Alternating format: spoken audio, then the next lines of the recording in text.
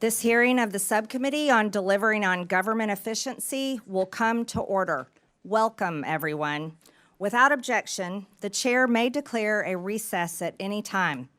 Also, for today's hearing, Chairman Comer and Ranking Member Connolly will each be recognized for 1 minute after me and the Ranking Member provide our opening statements. I recognize myself for the purpose of making an opening statement. Good morning. Today, we begin the first hearing on the Oversight Subcommittee on DOGE.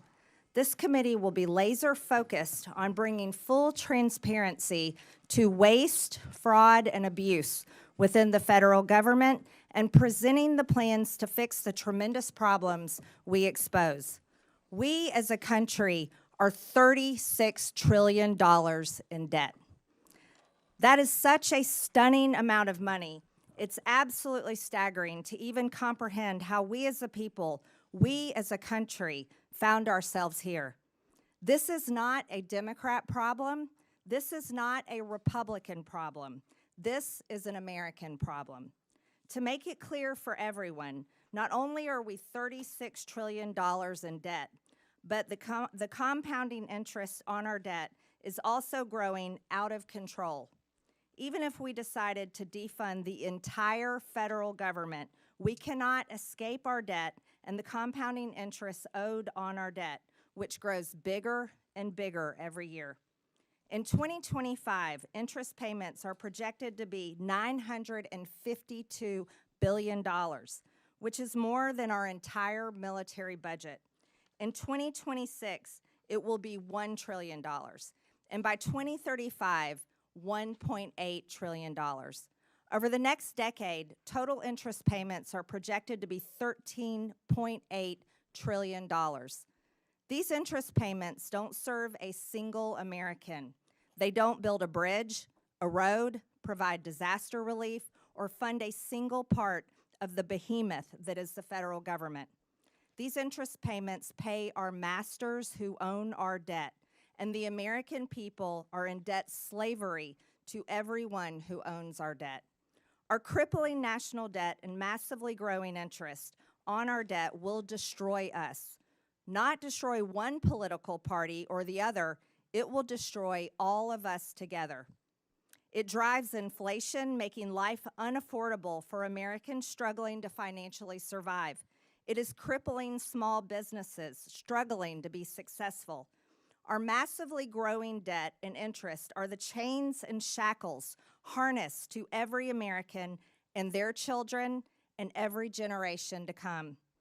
But first, let us be brutally honest about how this massive debt came to be in the first place. It came from Congress and from elected presidential administrations. And I believe enslaving our nation in debt is one of the biggest betrayals against the American people by its own elected government. The American people's anger over this betrayal is what gave birth to the concept of DOGE, the Department of Government Efficiency. In fact, DOGE became a major part of President Trump's campaign and led to his overwhelming victory in November. Every day, Americans go to work. They run businesses. They have to earn their paycheck. No one guarantees it. And if they don't do a good job, they get fired. They also have to pay their bills, credit card debts, balance their checkbooks, and scrap and save every penny they can in order to plan for that rainy day and hopefully retirement one day. Private businesses only survive on hard-earned income by serving their customers so well that their customers pay them for the services and products they consume. If that business fails, its employees lose their jobs and paychecks, and the owners lose their business and everything they risked along with it. Many go bankrupt in this process and lose everything. No one bails them out. They only survive by excellent customer service and smart financial management. This is the real world that most Americans live, work, and survive in every day. This is the pursuit of happiness, and this is how you pursue the American dream. However, the federal government, government employees, and unelected bureaucrats do not live by the same rules as the great American people and private businesses. The federal government's income is the American people's hard-earned tax dollars, their literal blood, sweat, and tears. And taxes are collected by law at gunpoint. Don't pay your taxes and you go to jail. The federal government does not have to provide excellent customer service to earn its income. It takes your money whether you like it or not. And federal employees receive their paycheck no matter what. Whether veterans receive their benefits or not, whether your mail shows up or not, and whether your tax dollars are used to help Americans in need or are sent to foreign countries, for foreign people, for foreign causes. No matter how bad the federal government fails the American people, it still takes your money. It still pays its own federal employees, and it never, ever goes out of business. There are no consequences for bad customer service, total failure, and for enslaving the American people against their will in the ever-growing and future all-consuming national debt. Congress has a dismal approval rating that ranges between 12 and 20%. I don't blame the American people one bit for their sentiment and disgust. The American people will be watching this committee and how we tackle one of the biggest problems of our time. While we are a committee made up of the opposite far-reaching corners of Congress, we were each elected to serve and represent the American people and how their hard-earned tax dollars are spent. We as Republicans and Democrats can still hold tightly to our beliefs, but we are going to have to let go of funding them in order to save our sinking ship. This is not a time for political theater and partisan attacks. The American people are watching. The legislative branch can't sit on the sidelines. In this subcommittee, we will fight the war on waste shoulder to shoulder with President Trump, Elon Musk, and the DOGE team. This week, we turn our attention to improper payments by the federal government, including in Medicaid and Medicare. I'm looking forward to what we find out and how to solve this crisis. I now yield to the ranking member, Ms. Stansbury, for her opening statement. All right, well, good morning, everyone. Thank you, Madam Chair, and welcome to the very first subcommittee on government efficiency. As was said, this committee is tasked under the Oversight Committee with ensuring that the government and the vital services that it provides, from healthcare to national security, actually work for the American people. And this is certainly a topic that we have worked on for many, many years here in the Oversight Committee, in which I personally have worked on as a former civil servant who worked at the Office of Management and Budget. And in fact, for anyone who has ever worked on these issues, you know that there is ample ground for bipartisan work to make the government work better for the American people and to ensure that it operates in a more efficient manner. And in fact, all of us here on the Democratic side are ready to roll up our sleeves and to get to work.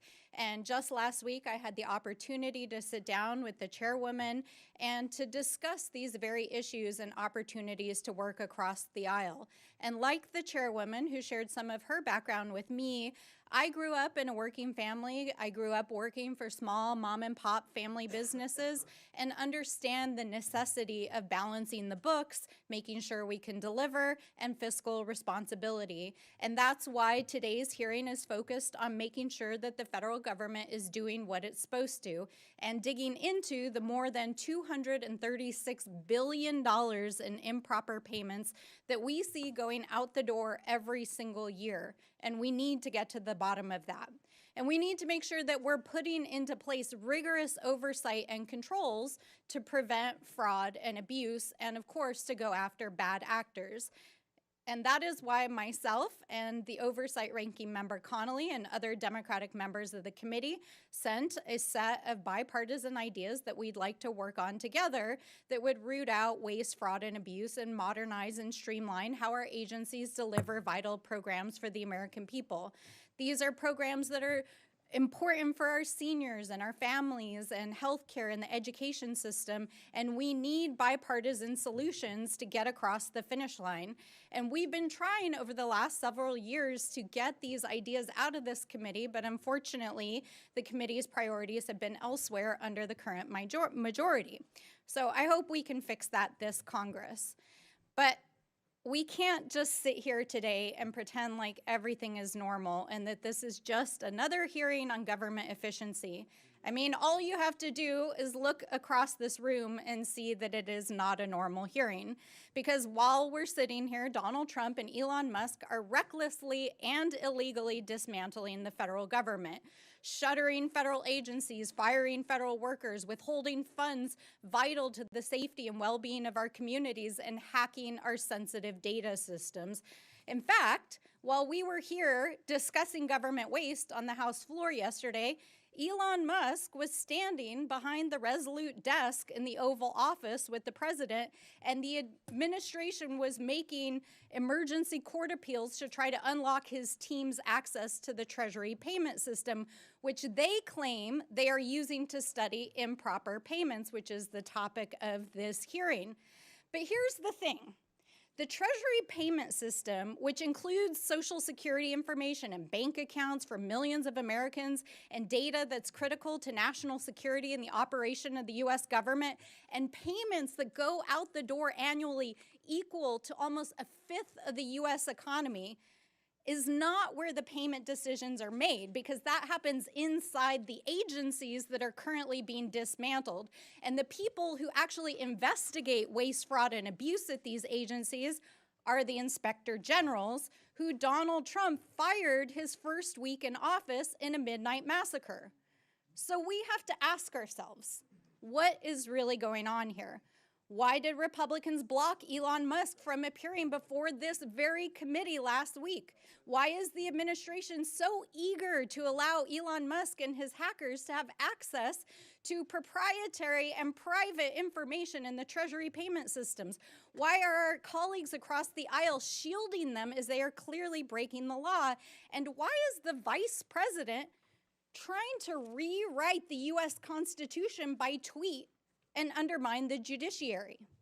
So obviously, we're in the Oversight Committee and we have a lot of questions, and so do the American people, especially while our colleagues across the aisle are trying to scoop up the savings from the dismantling of these agencies to pay for the largest permanent tax break in American history for billionaires and the folks that they're helping on their side of the aisle.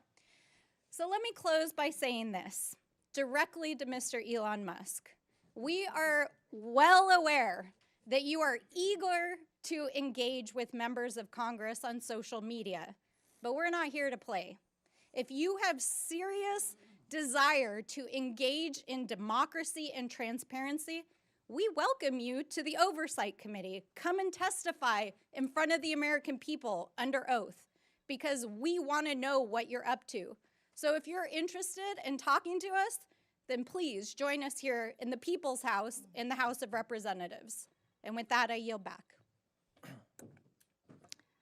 The gentlelady yields. President Trump signed an executive order on his first day in office called Establishing and Implementing the President's Department of Government Efficiency. The EO simply renamed an office in the White House that was actually established by President Obama in 2014 called the U.S. Digital Service. President Trump can have Elon Musk into his Oval Office anytime he likes. I now recognize the chairman of the Oversight Committee, Chairman James Comer. Well, thank you, Chairwoman Greene, for holding today's hearing to launch a war on waste. President Trump won an electoral landslide with a clear mandate from the American people to eliminate Washington waste and stop the theft of American tax dollars. And he is delivering on his promise. President Trump has empowered Elon Musk and DOGE to conduct a government-wide audit to identify solutions to curb waste and protect tax dollars. That's exactly what the mission of this committee is supposed to be, and I'm glad that my colleagues on the other side of the aisle have found a newfound interest in waste, fraud, and abuse. With a staggering $37 trillion in national debt, we have no time to lose. A key place to start is improper payments. Since 2003, the government has lost $2.7 trillion because of improper payments. Fraudsters, organized criminals, hostile foreign actors, and even government employees have siphoned money away from those who truly qualify for assistance. For years, Republicans and Democrats on the Oversight Committee have condemned this waste. But now that DOGE is taking real action, Democrats are choosing to defend the bureaucracy and status quo instead of standing up for the American people. I want to thank Chairwoman Greene for holding this very important hearing, not only to expose the problems, but to find solutions. We stand with President Trump and DOGE in the fight to end waste, fraud, and abuse in Washington. With that, I yield back to Subcommittee Chairwoman Greene, and congratulations again, Chairwoman, on holding this first hearing of the DOGE Subcommittee. Thank you, Mr. Chairman. The gentleman yields back. I now recognize the ranking member on oversight, Mr. Connolly. Excuse me. Thank you, Madam Chair. And thank you for having this first hearing on DOGE. You know, improper payments is not a new subject. I remember joining Steve Lynch and then Todd Platts, Republican member from Pennsylvania, in my freshman year, talking about improper payments. At that time, improper payments were in the range of $35 billion a year. They're now in the range of $280 billion a year, and times 10, we could cut almost $3 trillion from the debt if we addressed improper payments in a deliberative way, which GAO has called for in the high-risk category for years. We can also, secondly, enforce the tax code. It's estimated that at least $500 billion a year is left on the table uncollected but owed because of lack of resources in the IRS. Again, times 10 is $5 trillion over a decade. And finally, we can modernize federal IT systems, which we've championed for years on this committee. We know that legacy systems alone could save hundreds of millions of dollars a year in operating and maintenance costs. So if we want to be serious about it, let's be serious about it. But the way not to do it is to fire the people charged with the remit of waste, fraud, and abuse, namely inspectors general.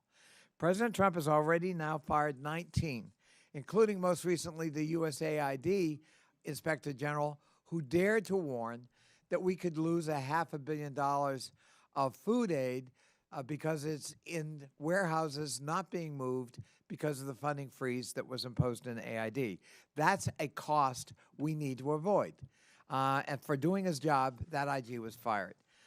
If we want to be serious, we've got to have objective, neutral inspectors general who are monitoring government waste, fraud, and abuse and expenditures. And I think you would find Democrats more than willing partners in that kind of enterprise if we're going to be serious. But a wrecking crew, a wrecking crane, a wrecking ball is not going to do it, and we're not going to support that approach to waste, fraud, and abuse in the federal government. I yield back. Thank you. The gentleman yields. The President of the United States has the prerogative to fire anyone that has overseen $36 trillion in debt, enslaving the American people, and rightfully so. I'm pleased to welcome today's expert panel of witnesses who each bring unique experience and expertise that will be valuable to today's discussion. I'd first like to welcome Mr. Haywood Talcove, the Chief Executive Officer for Government at LexisNexis Risk Solutions, Inc. His commitment to customers' needs allows LexisNexis to develop market-leading solutions that have enabled customers to stop fraud, waste, and abuse. Next, we have Mr. Stuart Whitson, the Senior Director of Federal Affairs at the Foundation of Government Accountability. Stuart was previously a special agent in the FBI, a U.S. Army veteran, and now spends his time at FGA advocating to improve welfare, the workforce, and other policy. Next, we have Ms. Dawn Royal, a certified welfare fraud investigator in the state of Wyoming and director for the United Council of Welfare Fraud. She advocates for investigating and preventing fraud of government benefits and has done so over the past 16 years. Finally, we have Mr. Dylan Hetler-Goddett, the Director of Government Affairs at the Project on Government Oversight. Dylan leads advocacy efforts and policy reforms to a wide range of good governance. I thank each of our witnesses for being here today, and I look forward to your testimony. Pursuant to Committee Rule 9G, the witnesses will please stand and raise their right hand. Do you solemnly swear or affirm that the testimony you are about to give is the truth, the whole truth, and nothing but the truth, so help you God? I do. Let the record show that the witnesses answered in the affirmative. Thank you. You may take a seat. We appreciate you being here today and look forward to your testimony. Let me remind the witnesses that we have read your written statement and it will appear in full in the hearing record. Please limit your oral statement to 5 minutes. As a reminder, please press the button on the microphone in front of you so that it is on and the members can hear you. When you begin to speak, the light in front of you will turn green. After 4 minutes, the light will turn yellow. When the red light comes on, your 5 minutes have expired, and we would ask that you please wrap up.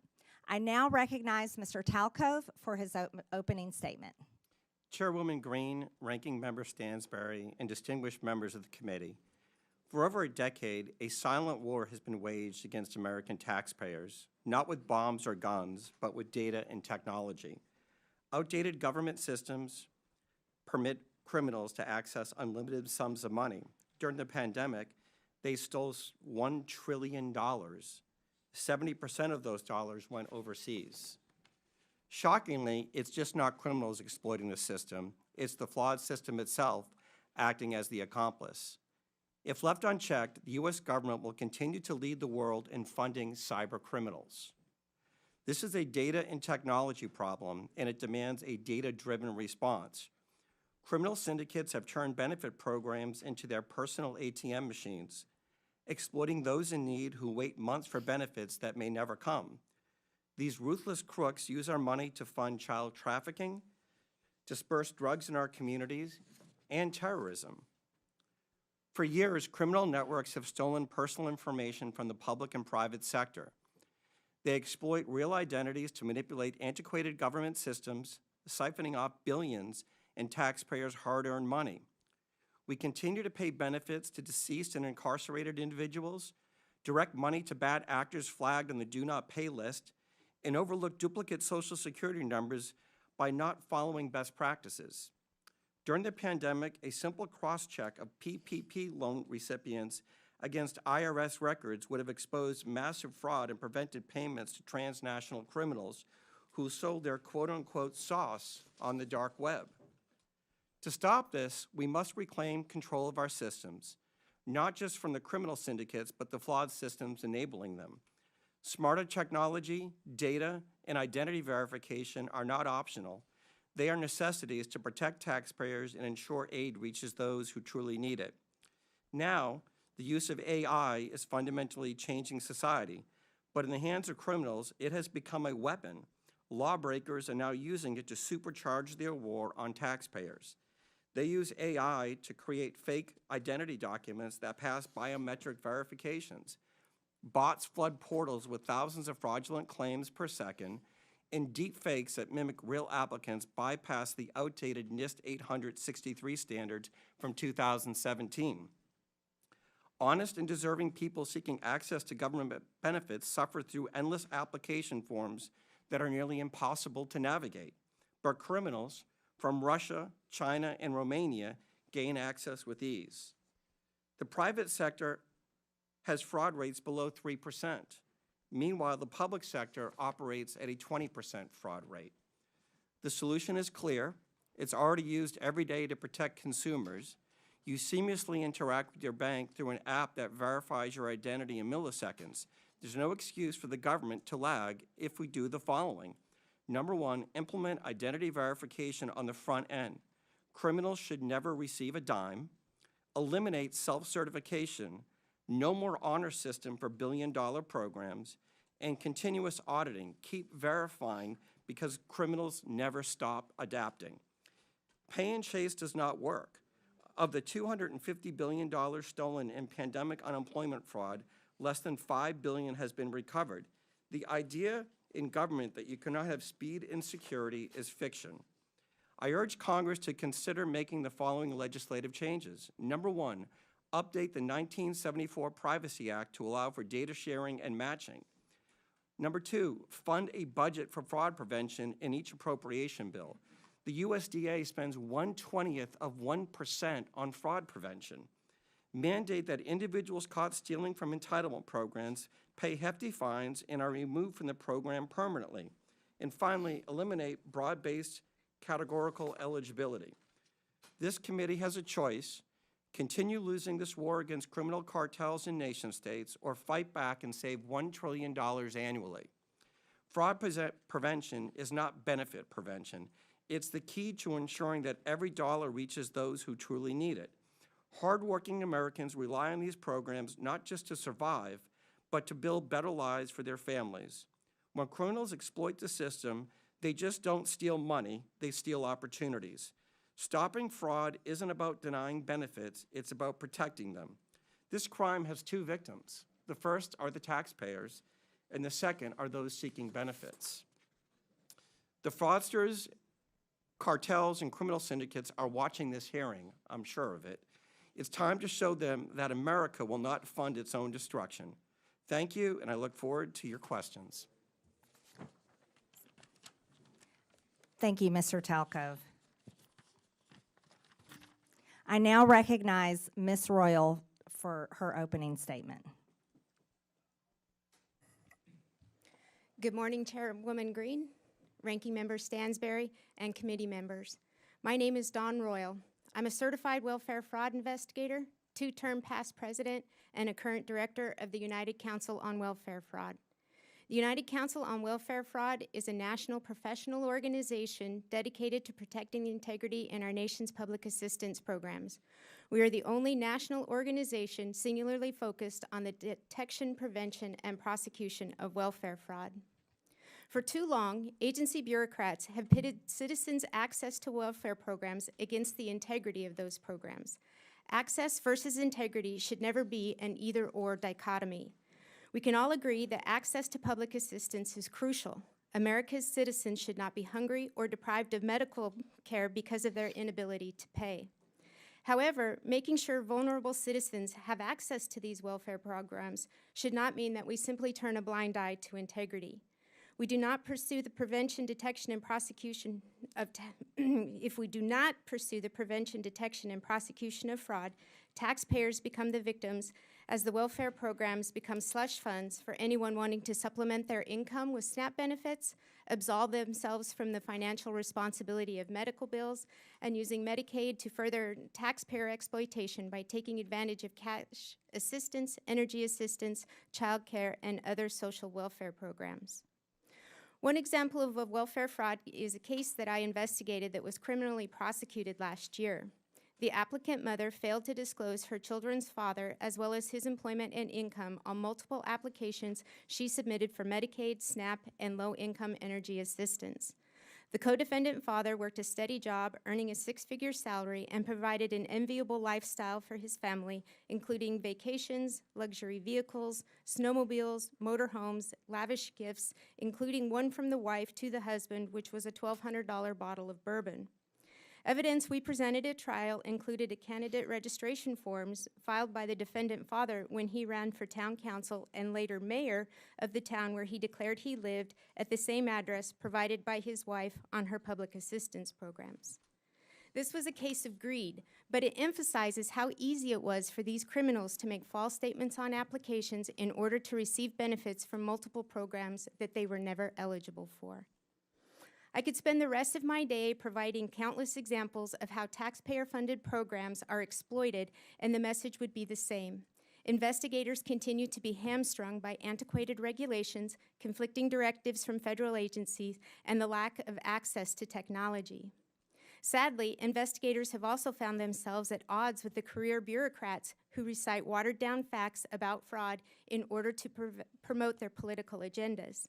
Specifically, we can look to the career bureaucrats who have historically claimed that the fraud rate in SNAP is less than 1%. The disregard for the value of integrity is evidenced by the less than 1/20th of 1% of the SNAP budget spent on the prevention, detection, and prosecution of fraud. As part of Medicaid unwinding debacle, the bureaucrats specifically directed states that they, and I quote, cannot recover or recoup the cost of services from a beneficiary, even if they have been found after an administrative hearing or criminal proceeding to have committed Medicaid beneficiary fraud or abuse, end quote. Sadly, it is already apparent that career bureaucrats are not being totally transparent as they attempt to protect spending and broken programs. We fail to understand how mitigating the rampant fraud in Medicaid, SNAP, and other welfare programs stands up or strengthens the welfare programs. Fact is, the opposite is true. Ignoring fraud and gaslighting fraud statistics erodes the very foundations of the programs that are essential to their future viability. There are things this committee can do to help the investigators fighting the war on fraud. Number one, eliminate self-attestation in the application process for all programs. Number two, funding for technology that includes identity verification tools that will help prevent fraud. The current pay and chase model is not sustainable. Number three, immediately implement the National Accuracy Clearinghouse, the NAC, that will provide data to states to prevent duplicate participation in all of the social welfare programs. And four, allocate direct funding with mandates restricting the use of the funding to the prevention, detection, and prosecution of fraud. In closing, we're at a crossroads. Those of us who have firsthand knowledge of the degree in which public welfare programs are being attacked know that reform is absolutely necessary. Reform to the recipient application process, the billing process in Medicaid, and how SNAP benefits are processed, and how providers and retailers are authorized. We thank you for the opportunity for UCOF to participate in this hearing. We feel that the investigators who are on the front lines fighting the daily battle against the war on fraud need to be at the table and participating in the development of action plans that will make a difference in protecting the programs and defending the taxpayers.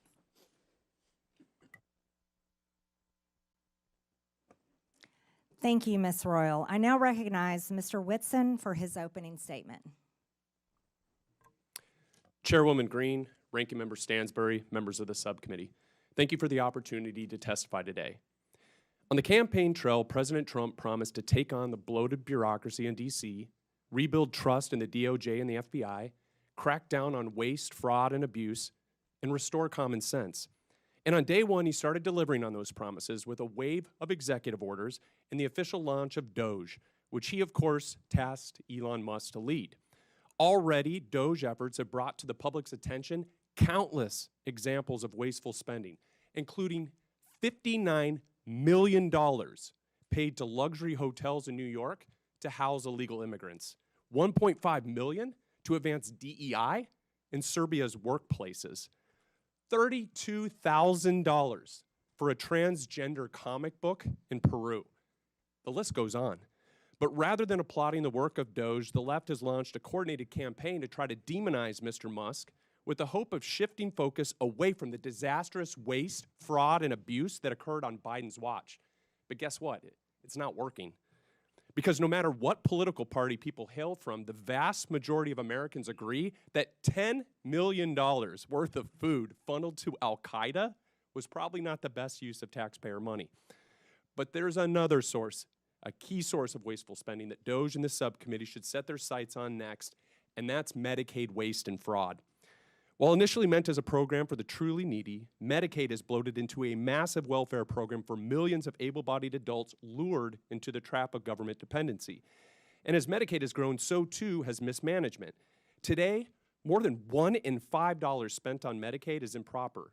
In Medicaid alone, fraud and mismanagement is on track to cost U.S. taxpayers, get this, more than $1 trillion over the next 10 years. When it comes to the problem of improper payments, the Medicaid program is the biggest culprit, encompassing nearly 1/3 of all federal improper payments. And more than 80% of Medicaid improper payments are due to one thing: eligibility errors. If Congress wants to help President Trump address wasteful spending, then targeting eligibility errors in Medicaid should be one of your top priorities. Bottom line, to address this challenge, Congress can take 3 decisive actions. So first, Congress can strengthen the Medicaid program through legislative action.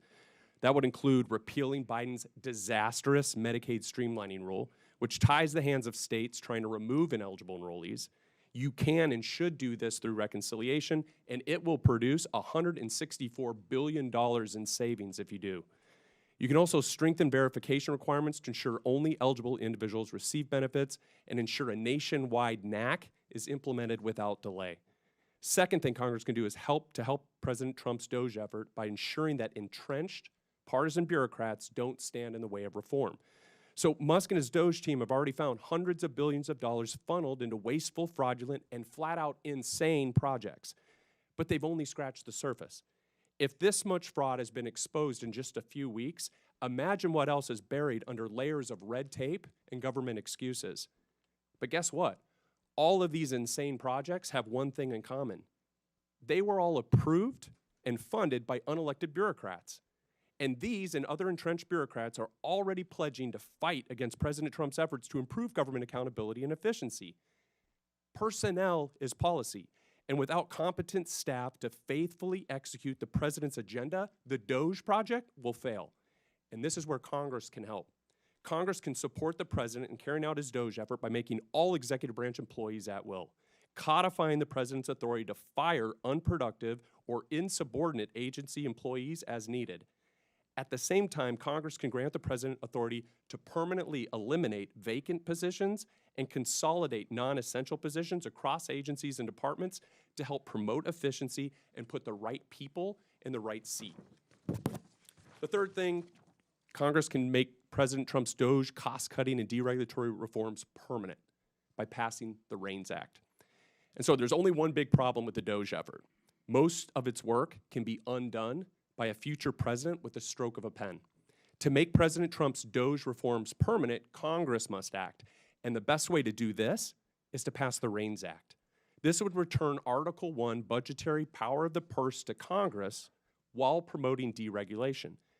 It would also help lock in the DOGE reforms and cement President Trump's legacy as the most consequential deregulatory and cost-cutting president in U.S. history. The American people are watching. It's time for Congress to act. Thank you, and I look forward to your questions. Thank you, Mr. Whitson. I now recognize Mr. Hetler Goddett for his opening statement. Thank you, Chairwoman Greene, Ranking Member Stansberry, and members of the subcommittee. My name is Dylan Hetler Goddett, and I am the Director of Government Affairs at the Project on Government Oversight, or POGO. I appreciate the opportunity to be with you here today to talk about the critical issue of bringing more accountability and transparency to federal spending, including rooting out waste, fraud, and abuse.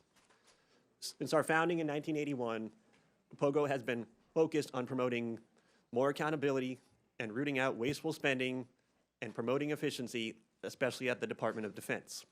We have a long and well-established track record on these issues, and we take a back when it comes to promoting a better and more effective government, which necessarily includes a federal government that is a good and responsible steward of taxpayer dollars. Let's take a moment to pause here to talk a little bit about terms that we're going to hear a lot today and the difference between them. Waste is different from fraud. Fraud is different from abuse, and abuse is different from both. When we talk about improper payments, they are a subset of those other three categories. But that doesn't tell us the whole picture either. Sometimes improper payments are a function of bad record keeping. Sometimes they are a function of outdated information technology systems. Sometimes they come about through human error, and sometimes they come about through negligence. There are a variety of reasons why improper payments happen. It just simply is not the case that improper payments are only a function of bad people doing bad things with bad intent. That doesn't mean we shouldn't focus on trying to mitigate improper payments, and that certainly doesn't mean that the American people should not be concerned with how their tax dollars are used. The good news is that there are some time-tested solutions and tools to help mitigate these problems. For example, when we think about the independence of inspectors general, we're talking about a resource that is extraordinarily valuable to the American people. In fiscal year 2023 alone, inspectors general identified over $93 billion worth of potential savings to taxpayers. Whistleblowers are also an incredible resource to the American taxpayer. Through the IRS's whistleblower program alone, billions of dollars have been recouped from tax cheats since the inception of that program in 2007. Whistleblowers have also played an instrumental role in helping the Department of Justice pursue False Claims Act cases that have resulted in billions of dollars in reclaims settlement costs. It seems to me that if an administration were serious about wanting to root out waste, fraud, and abuse, they would support and resource whistleblowers and inspectors general. They would not demonize them, and they would certainly not fire them en masse in an unlawful midnight purge. There are other reforms we can think about too, reforms that are more technical, but just as important. Key statutes such as the Federal Funding Accountability and Transparency Act, the Data Act, and critical platforms like usaspending.gov were really important improvements and innovations when they came about, but they are in need of overhaul and reform. Currently, the status quo is that we have an extraordinarily hard time tracking federal dollars from end to end. This is due in large part to a broken chain of data collection, of reporting information, and the ability to monitor and track in real time what is happening with federal dollars.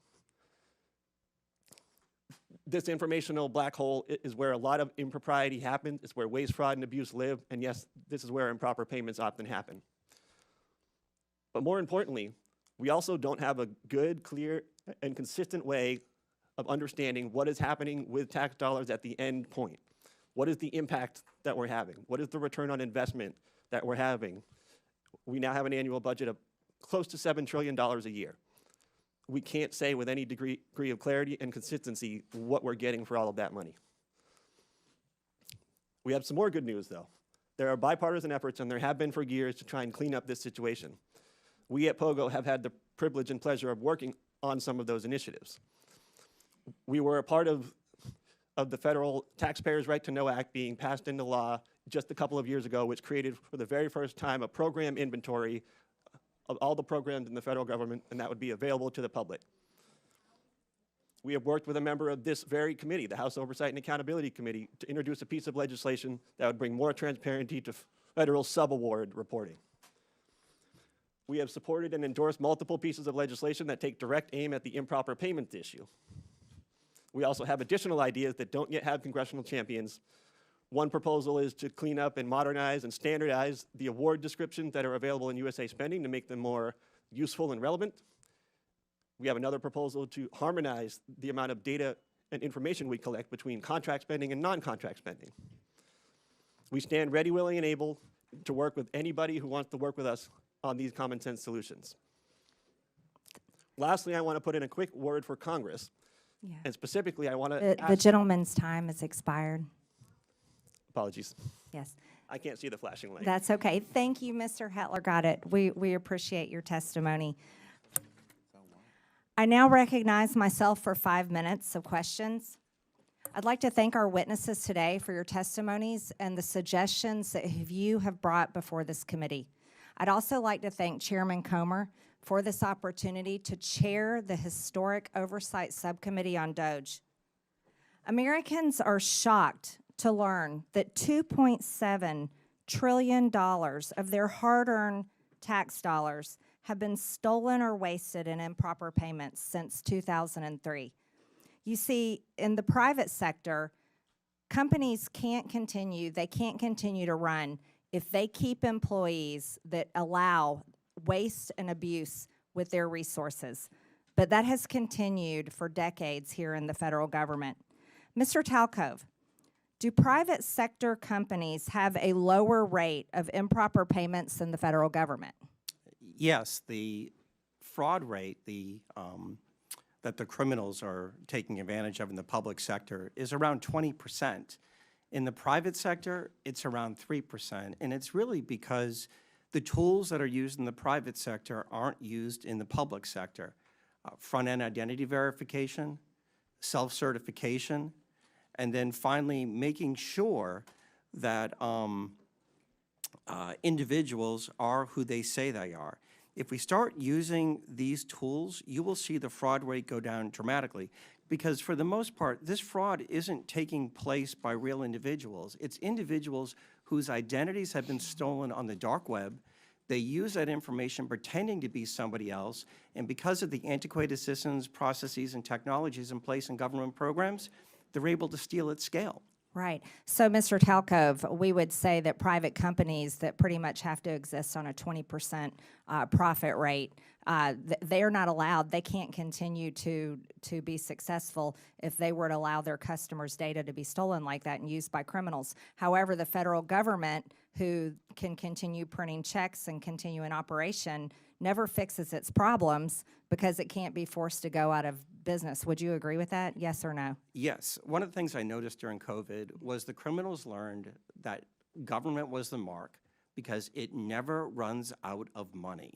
And they focus on it at scale, and then the likelihood of getting caught is virtually zero. I think it's outrageous for Americans to know that their identity can be stolen and then used for child trafficking, drug trafficking, and terrorism, like you stated in your opening statement. Ms. Royal, your testimony states that many programs operate under essentially an honor system in which applicants need not verify their identity, income, residency, or other key eligibility factors. You call this a trust everyone instead of a trust by verify approach. Does this mean the federal government in some states are giving out billions of dollars to individuals without verifying who they are or whether they meet program eligibility requirements? Yes, ma'am, that's correct. That's outrageous. Do states have enough incentive to prevent fraud and to recover improper payments? No, and in fact, states are hesitant to spend their state dollars to protect federal dollars. Would greater investment in program integrity efforts yield a positive return for taxpayers? Yes, it could easily be self-funding. Amazing. Mr. Whitson, your testimony states that both the Biden and Obama administrations issued rules and guidance that made it harder for states to verify eligibility for Medicaid. You say that repealing Biden's Medicaid streamlining rule would save $164 billion over 10 years because the rule restricts eligibility verification that states can perform. Can you explain why this rule is so costly? Yeah, so the rule does a number of things, but for instance, it prohibits states from verifying eligibility more than once a year. So for non-disabled folks to just go in and look and say, hey, are you still eligible for the program? It says you are forbidden from doing that any more often than once a year. And so obviously people's lives change, and so they may become ineligible, and so it's designed to keep them on the program. Another thing, it prohibits in-person or phone interviews to verify their identity. So people apply for it, and then the person on the other end says, well, I just want to call and make sure this is a real person, not someone in another country or whatever. The rule prohibits that. And so there's a number of other provisions. It also opens a lengthy reconsideration periods, and this is where illegal immigrants are able to obtain the benefits. And so basically it says once you get these benefits, you can't interfere with it for a 90-day period or longer. And so there's a number of horrible things. But. So we can't verify if someone is illegal or legal receiving benefits. Just to correct that, yes or no? You have to wait a state has to wait at least 90 days, and actually what we're seeing is it's led some states to wait as long as 13 years. And so on the program. Unbelievable. My time has expired. Thank you very much. I now recognize Mr. Lynch from Massachusetts for 5 minutes. Thank you very much, Madam Chair. First of all, let me congratulate you and also Ms. Stansbury on your new positions. And I want to thank the witnesses for your testimony. We've already heard some good ideas about how to work together. And Mr. Hetler-Gaudette, I, for one, would be most open to working with POGO and trying to work on some of the legislative ideas that you have to actually get at some of this waste, fraud, and abuse. Since this is my first opportunity to speak in this new subcommittee as the representative for the 8th Congressional District in Massachusetts, I want to first of all make clear that my primary purpose in seeking appointment to this subcommittee is for the singular and sacred purpose to defend our democracy, which I believe is under attack in this country, and to uphold my oath to support and defend the Constitution against those who might secretly or openly seek its destruction. Make no mistake, this is a moment for representative democracy. This is a test of our resolve. In the coming days and weeks, we will all get to decide whether we stand with a couple of billionaires who, despite their own financial successes, still harbor such grievances in their hearts that after all that democracy has provided to them, they remain animated by the desire to dismantle this democratic government and to punch down at some of the weakest and most vulnerable in our society. Two men who clearly understand that the easiest way to incite large numbers of people is to use social media to exploit the dynamic forces of hatred and fear. Madam Chair, if we're going after waste, fraud, and abuse, let's start with abuse. Abuse of power. As of yesterday, there were 55 lawsuits under consideration by the federal courts across our nation as a result of Elon Musk's and President Trump's unlawful acts. Many of those lawsuits have already been sustained by the federal district courts and orders have been rendered to undo those unlawful acts. But this is just the beginning, and Congress has an important role to play, and I, for one, look forward to that opportunity. This is a moment of great consequence for our country and for our democracy, and I remain grateful to the good people of the 8th Congressional District of Massachusetts who sent me here. Mr. Hetler-Gaudette, again, happy to join you on some of your efforts. POGO has worked very closely with our IG community, is that right, the Inspectors Generals? Yeah, that's correct, Congressman. I know your work is very much similar to what we ask our Inspectors Generals to undertake. I want to ask you, what do you think? So in the most recent report from the Inspector Generals, and this is the Council of the Inspector Generals, a nonpartisan group on integrity and efficiency in government, they identified more than $93 billion in potential savings. So the first thing that President Trump did coming into office was to fire 17 agency inspectors general.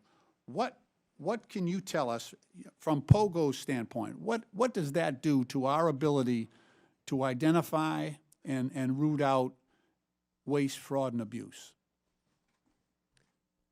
Thank you, Congressman. I would say, to put it simply, it completely undermines our ability to root out waste, fraud, and abuse. Inspector General exists for essentially one purpose, and they were originally created in the immediate aftermath of Watergate, and I think you all probably do not need me to give you a history lesson at all on what happened in the Watergate era.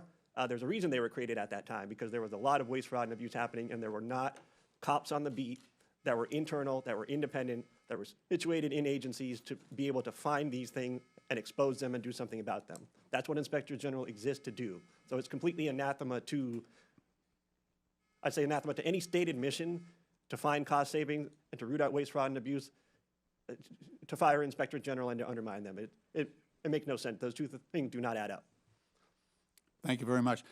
The firings that occurred on the when President Trump came to office included the Special Inspector General for Afghan Reconstruction, Mr. Sopko. I actually did over 20 trips to Afghanistan working with him. He actually uncovered $4 billion in savings in rooting out American taxpayer waste being conducted in Afghanistan. The IG at the Department of Defense, the agency. The gentleman's time has expired. Okay. Thank you, Madam Chair. I yield back. Thank you. Okay, Appreciate thank you. that. Thank you. I now recognize the gentleman from Texas, Mr. Cloud. Thank you, Madam Chair. For far too long, D.C. politicians have gotten away with measuring their personal value and worth by how much of other people's money they give away. And for far too long, they self-righteously have opined that this spending was for altruistic purposes given out of care and compassion. For far too long, they've been more concerned with looking like they cared than having enough care and concern to actually do the due diligence to ensure that the tax dollars were being used wisely and effectively. And for far too long, those of us who've worked to uncover waste, fraud, and abuse have had to deal with what amounts to an unconstitutional fourth branch of permanent bureaucracy that has too often worked to ignore, obfuscate, delay, and frustrate our efforts to bring transparency and oversight. Over the last few weeks, the DOGE effort has begun to uncover not only how massive the waste, fraud, and abuse is, but also the extent at which D.C. politicians and too many obstinate bureaucrats have coordinated to create what is essentially the largest money laundering scheme in history. And while Americans have been working to make ends meet, They have been using taxpayer dollars to fund unnecessary, egregious, and even evil things here at home and around the world. Thankfully, in DOGE, we have a president bringing the leadership needed and a focused effort, along with the talent, technology, tools, and transparency to this waste, fraud, and abuse. And to those who would stand opposed to this effort, I would just point out, while it's understandable to find waste, fraud, and abuse that has grown and metastasized in this government even over decades, certainly accelerated over the last few years, to continue to protect it is corruption.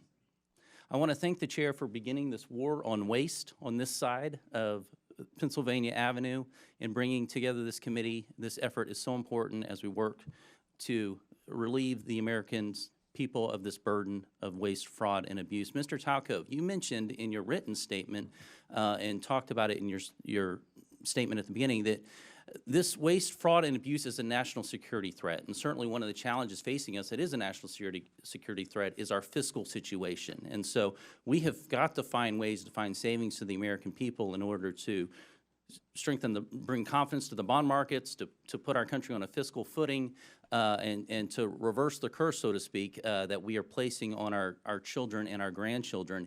You mentioned a couple threats, though. You mentioned internal threats. You said that these cases involve government employees, individuals entrusted with administering benefits who, instead of using their positions to approve fraudulent claims, override security controls, or even sell sensitive claimant information for profit. Now, this is not every federal employee for sure, but within the context of people who are trying to give their best effort, we have an internal threat. But you also mentioned transnational fraud rings, terrorist organizations, nation states, North Korea, nuclear weapons programs funded by our tax dollars, China, Nigeria, Iran, Romania, Russia, not our friends necessarily that are being funded by taxpayer dollars. Could you give us some examples of how this is happening? God, yeah. So when you think about what happened during the pandemic, $1 trillion was stolen. 70% of that money went overseas. And I can give you some examples. In a Western state, they had more people applying for unemployment insurance benefits than they had individuals over 18. The people that were stealing the money from Romania were using it to facilitate other fraud schemes that include fentanyl, that include doing things to impact our democracy. On the insider threat, right, the first thing you have to say, and my dad was a public servant, is 99% of people that work in the public sector are honest, hardworking individuals. But there are some, and what you need is data and technology to root that out. There were examples during the pandemic. There were some examples even of last week where people got into the Medicaid system in a Western state and stole $50 million in less than 4 months. So you have to have these controls in place, right? These aren't individuals stealing, Mr. Cloud. These are organized criminal groups, both domestic and transnational. That, as you mentioned, taxpayers are being forced to fund the demise of our own country. Mr. Winston, I wanted to ask you, because there's a lot of talk about reconciliation right now. You mentioned Medicaid and what could be done to bring a pretty substantial amount of savings, and this is without affecting those who truly need Medicaid and for what the purpose of the program was extended for. Now, The gentleman's time has expired. Hopefully- Does the witness want to answer the question?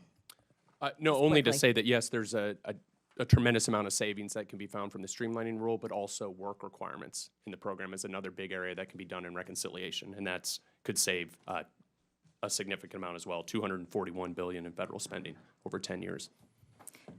thank you. Thank you. Thank you, Madam Chair. You're welcome. I now recognize the gentleman from California, Mr. Garcia. Well, thank you. Thank you to all of our witnesses for being here. And I want to just start off by making something clear. I think we're all here to fight against the lies, the corruptions, and the attacks on our social safety net. Now, we should in no way be cooperating with House Republicans who want to shut down the Department of Education and destroy Medicare and Medicaid. And we should not stand by as the richest man on the planet gives himself and his companies huge tax cuts while the American people get absolutely nothing. Now, I find it ironic, of course, that our chairwoman Congresswoman Greene is in charge of running this committee. Now, in the last Congress, Chairwoman Greene literally showed a dick pic in our oversight congressional hearing, so I thought I'd bring one as well. Now, this, of course, we know is President Elon Musk. He's also the world's richest man. He was the biggest political donor in the last election. He has billions of dollars in conflicts of interest, and we know that he is leading a power grab, also abided by and encouraged by Donald Trump and, of course, the chairwoman, Congresswoman Greene. But I also want to run through what DOGE actually is going to do. It's a demolition plan that's going to run through our government. DOGE is trying to abolish the Department of Education. That means opportunities denied to kids. It means you're ripping away opportunities for children with disabilities who are dependent on this money. You're also halting medical research, which is also critical, which we have to also stop. The idea that we're going to eliminate or destroy the Department of National Institutes of Health, NIH, is crazy. Let's talk about the Department of Labor. We're talking about protections for working people across this country, where people can actually complain about abuses their companies are making against them and their coworkers. Workers are now going to be in danger. And let's also talk about the Consumer Financial Protection Bureau, another huge issue for us. Think about the scammers and fraudsters that will be empowered across this country, because Elon Musk wants, essentially, these companies have more power over consumers and over people across this country. Look at the Centers for Disease and Centers for Medicare and Medicaid Services. That is actually what's being discussed partly today. Healthcare, we're talking about being denied to millions of poor people, working class people across this country. And now, of course, they're on to their largest target, the U.S. Social Security Administration. We're talking about the destruction of the actual social safety net in this country. We know that 1 in 5 Americans collect Social Security, seniors, disabled people. This entire plan is about hurting the American social safety net and destroying our institutions. And it's important that we actually call out what is happening at this subcommittee. This is not about working with the richest man on the planet.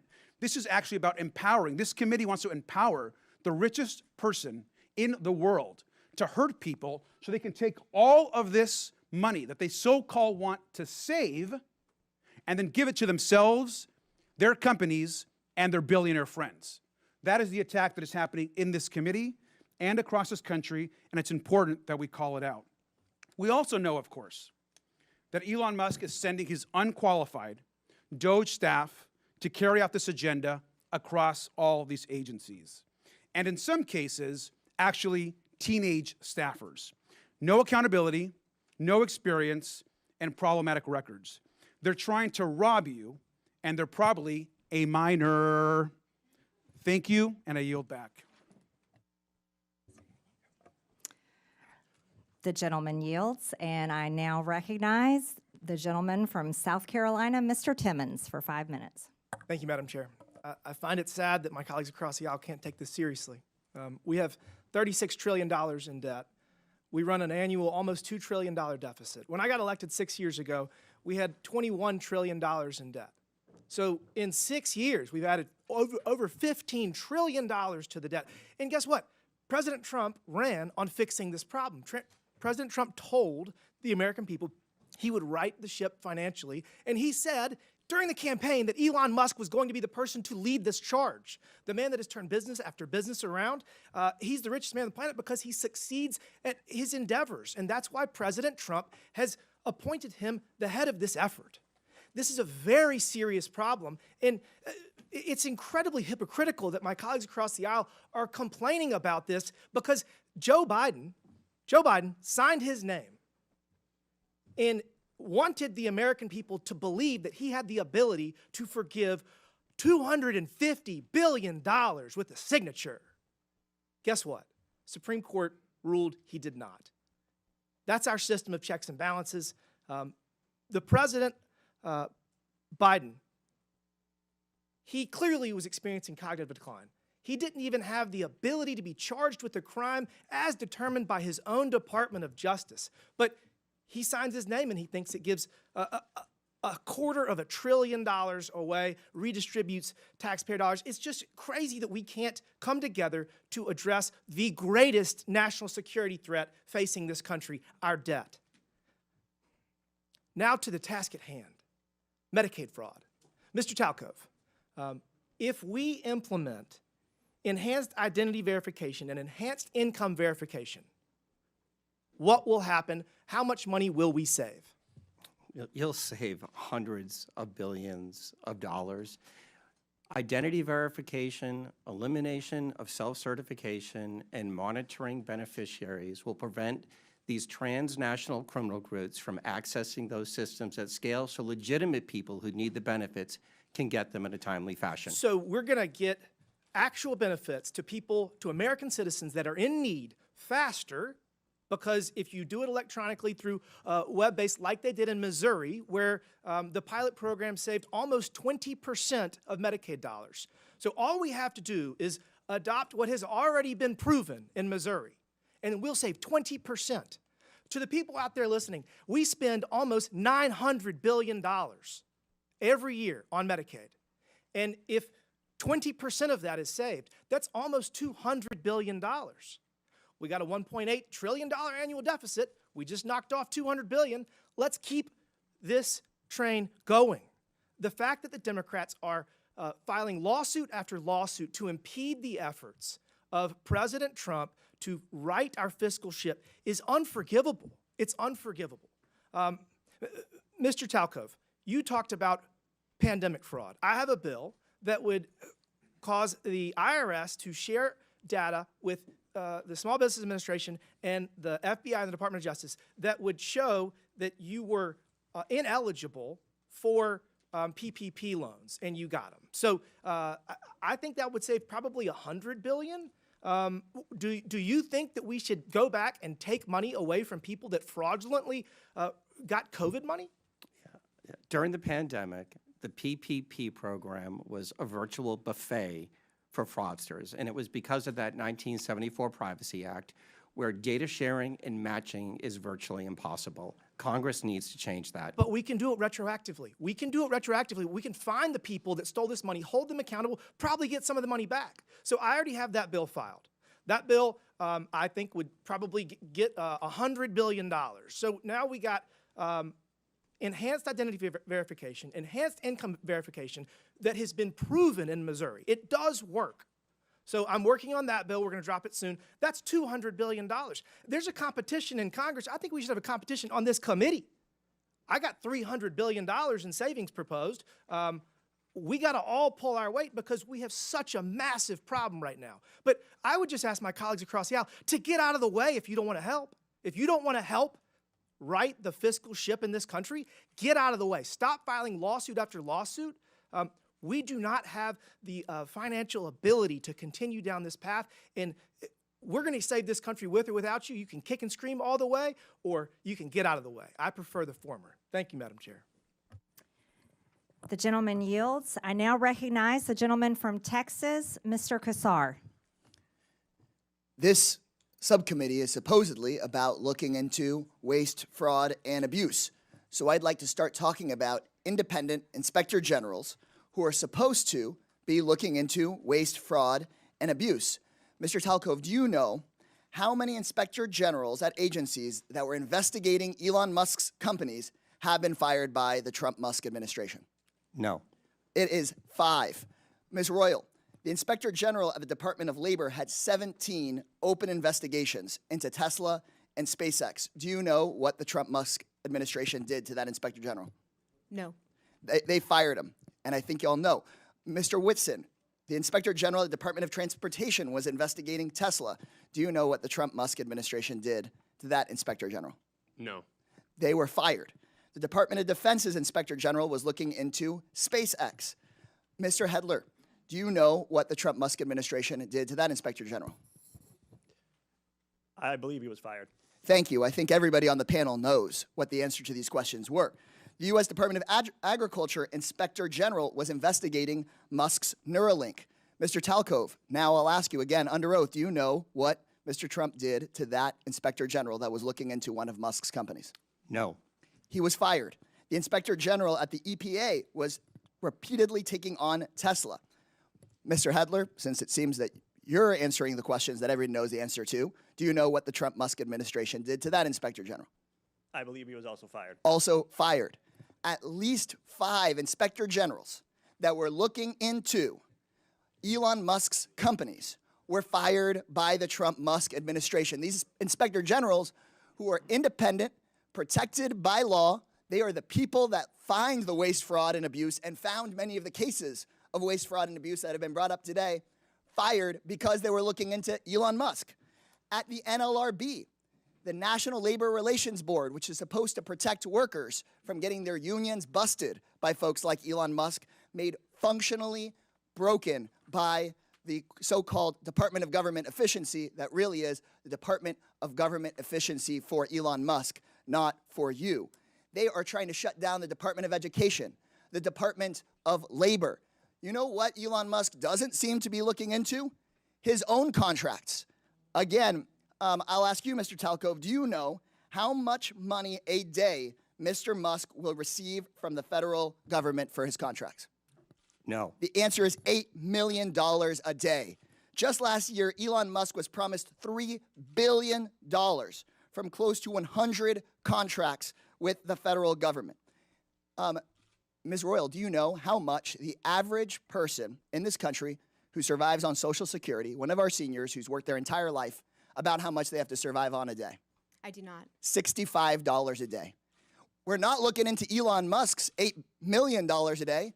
This subcommittee, chaired by Marjorie Taylor Greene and the House Republicans, is looking into your grandmother's $65 a day. Let me be clear. I think we would all support taxpayer savings, look into money we might needlessly send to billionaires and big corporations, find taxpayer savings, and send it back to your hardworking family. But instead, what House Republicans and the Trump-Musk administration want to do is they want to look into your kids' lunch money, your kids' teacher's salary, into your grandparents' Social Security. They want to take that money and give it out in billionaire tax cuts, and they're talking about that in committee tomorrow, in Budget Committee tomorrow. They just released their plan. So let me be clear. When Republicans talk about government efficiency in this Congress, they're not looking into billionaires who don't pay their taxes. They're not looking into billionaires who get rich off of government contracts. They're not looking into Elon Musk firing watchdogs who are supposed to keep him accountable. They're looking at cutting your public schools. They're going straight for your Social Security. They're coming straight for cancer research. They're coming straight for the Department of Education. They're not looking at big tech. They're not looking at big pharma because those people fund their campaigns. If this committee were serious about rooting out waste from our federal government, then today's whole hearing would be about how Musk and Donald Trump are firing the independent watchdogs who've done this work for decades. Instead, my Republican colleagues' actual goal on this committee is to distract from Trump and from Musk's corrupt war on accountability. This will not be a subcommittee dedicated to making government efficient for everyday people. It's about helping Elon Musk and Donald Trump be as efficient as possible in robbing our government and handing out our government services to the rich. So this seems that this subcommittee is just The going to gentleman's be like time the has agency it's named expired. after, The a gentleman's sham, time has expired. a total sham. The American people are $36 trillion in debt. It certainly seems reasonable that someone has been fired. I now recognize the gentleman from Tennessee. You're gonna put us Mr. further in debt Burchett. with your billionaire You're tax not cuts. recognized. Mr. Burchett, you're recognized for 5 minutes. Thank you, Chair Lady. The gravy train, for a lot of these folks, it's been on biscuit wheels, and it's about to run off the dadgum tracks, and it's about time. Could you imagine standing up here and defending waste, fraud, and abuse? But I think that's what we're seeing. When people squeal and don't ask questions, I think it shows the American public what the heck's going on. And that little gravy train is getting ready to run out. The spigot is getting ready to be turned off. Mr. Talcove, that's correct how you say your name, brother? Yes, sir. All right. How can the federal government improve identity verification for these entitlement programs? Yeah, it's doing what the private sector does every single day, whether you use your bank, you go to Amazon, using those tools and moving away from some of the dated compliance standards that the federal government uses. NIST, IAL, 863. 2017, before there was anything called deepfakes and generative AI tools. Also, I was informed that PayPal has never been, they've never been able to crack into that and steal people's vital information. Are they using those systems that you would be favorable towards that government seems to be shying away from? Yes, sir. And describe that, how that works. They're systems that are based on encryption. They use technology and they use data to validate you are who you say you are.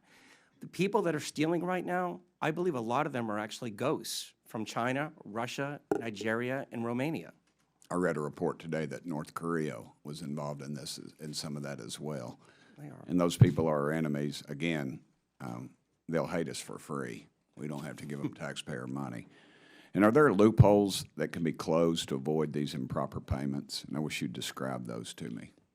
The biggest, most important thing, particularly in the benefit program space, is the use of self-certification. As Mr. Timmons noted, the state of Missouri is using a solution called Steady IQ to validate wages and wealth. You cannot allow individuals to provide the information based upon what they think. It has to be based on what you know, and that will stop the ghosts from using people's identities to steal money from U.S. taxpayers. How much money do you calculate is wasted due to waste, fraud, and abuse in the entitlement programs each year? Yeah, my number right now between federal, state, and local government is you can save $1 trillion a year by simply putting in front-end identity verification, eliminating self-certification, and monitoring the back end of the programs that are providing the benefits. Those three things. You said you could eliminate that, but there are others you feel like some more low-hanging fruit? I would start with those three things because they're simple. That'll take that 20% fraud rate that you're seeing in the public sector down below 5%. Chair Lady, I would suggest that we adopt Mr. Timmons' legislation and get that out of the committee as fast as possible. What actions also could Congress take to fix these problems quickly? Yeah, I think the first thing is updating and redoing the 1974 Privacy Act. That is virtually impossible to do data matching. It's very difficult to have data shared. And when you look back at the pandemic, data sharing and data matching would have stopped probably 50% of the $1 trillion that was stolen from taxpayers. Any of y'all like to add anything to that? Congressman, I would just add that rather than accepting self-attestation, that states should have to be required to actually verify people's identities. And here's the key part: before they get enrolled, they shouldn't get enrolled and then eventually come down later on down the road. It's amazing to me. I have a doctor's appointment back in Knoxville, and the verification process is very extensive. It's more so than the federal government requires for any of this. What type of computer systems are these agencies using, and do they need updating? They're using very dated technology, but they're also burdened. I look at the USDA, 6.2 million words in a 10,000-page document that shows how to implement the rules of the program. Nobody can figure that out. So one of the things that I think has to happen is the simplification of these processes and systems, and then just use the technology that we use every day in the private sector. Okay, thank y'all so much for being here. The gentleman's time has expired. Thank you, Chair Lady. I now recognize the gentlewoman from Texas, Ms. Crockett, for 5 minutes. Thank you, Madam Chair. And Mr. Talcove, I'm just going to go ahead and pick up where you left off really quickly. Just to be clear, the upgrades that you're talking about as it relates to our data processes, these aren't things that would be free, are they? They would cost some kind of money. Not looking for a number, but they will cost, correct? Some are free and some would cost money. Okay. All right. So I just want to leave it there because we've had a number of these hearings. So I do want to be clear, before the Trump administration came in, this committee did exist in the form of the Oversight Committee, and our task is to root out waste, fraud, and abuse. In that vein, we had a number of hearings, at least last term. I can't speak for any other term as I'm only in my sophomore term, and we dealt with improper payments. And interestingly enough, our chairwoman, who is so passionate about this today, she missed every single one of those improper payment hearings. But just to be clear, I was there, so I don't want anyone to believe that Democrats just come to work and don't plan to do work. In fact, I'm trying to figure out exactly what it is that the Republicans believe our job is, because right now they have relinquished their constitutional duties over to an unelected bureaucrat, someone who no one went out to vote for. And absolutely, he is occupying the Oval Office, as we saw yesterday. And that is a first for me, to see someone occupying the Oval Office who's never actually been elected to the Oval Office and actually answering more questions than the person that allegedly got elected. But for whatever reason, this is the first time we're having a DOGE subcommittee hearing, and that guy's not here. Instead, we have y'all. So I do want to thank you for coming. But I will say this. It's also interesting to me that in the first few days of DOGE existing, we know that they are trying to get rid of the Department of Education, USAID, Consumer Financial Protection Bureau. They're laying off FAA workers. They are going after the FDA, the CDC, the HHS, the FBI agents, and they're talking about getting rid of FEMA. And they brought y'all in. And I am going to say that I actually was shocked that there was only one person that seemed like he was an overt Trumper as you laid out your opening remarks, because I anticipated that at least one of y'all would say, yes, what Elon is doing is exactly what we would prescribe. But instead, I will applaud you because you actually were focused. You talked about what the American people are looking for us to do. We've actually consistently on this side of the aisle promoted this idea of making investments into technology so that we can do things such as, say, look at the Department of Defense. The Department of Defense that takes up approximately, 50% of our discretionary income or our discretionary spending. Approximately 50% goes to Department of Defense. Department of Defense has not been able to pass an audit in the last 6 audits, and we're not talking about pennies. I understand that we want everything to be perfect, and if we could get all waste, fraud, and abuse out, that would be fantastic. But let me talk about the big numbers. The big numbers are on that side. When we look at, say, our entire workforce, our federal workforce, as we're trying to somehow fire all of them, they don't even make up a total of 5%. It's even less than that when we look at our budget. But let's talk about defense. That just happens to be the same side of the ledger that Mr. Musk gets the vast majority of his money from. In fact, at the same time that they were unlawfully, and we will stay in court, because on this side, we believe in law and order. We believe in, a number of us are actually lawyers, but nevertheless, we understand the Constitution. We believe in that as well. And so there's things such as, impoundment, right? Because as Mr. Whitson said, he said, we need to return the power of the purse to Congress. It never left. According to the Constitution, that's where it's at.